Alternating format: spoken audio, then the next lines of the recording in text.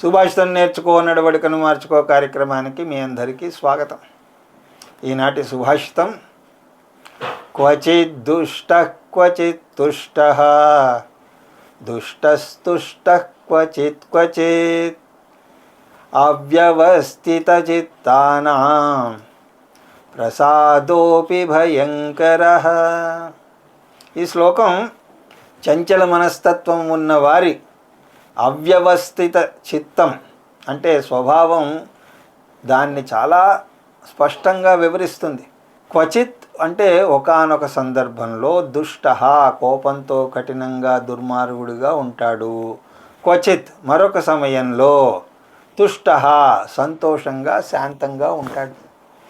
దుష్టస్తుష్ట సంతోషం కోపం రెండూ కూడా క్వచిత్ క్వచిత్ క్షణక్షణానికి మారుతూ ఉంటాయి. అవ్యవస్థిత చిత్తానాం చంచలమైనటువంటి మనస్సు ఉన్న వారికి ప్రసాదా అపి అనుగ్రహము సంతోషము కూడా భయంకర చాలా భయంకరమైనది. చంచల మనస్తత్వం కలవారు ఒక క్షణం కోపంతో రగిలిపోతే మరొక క్షణం సంతోషంగా తేలిపోతూ ఉంటారు. వారి సంతోషం కోపం కూడా క్షణక్షణానికి మారుతూ ఉంటాయి. అటువంటి అవ్యవస్థిత చిత్తం ఉన్నవారు చూపించే అనుగ్రహం లేదా సంతోషం కూడా భయంకరమైనదే. ఈ శ్లోకం మనకు ఒక ముఖ్యమైనటువంటి విషయాన్ని గుర్తు చేస్తుంది.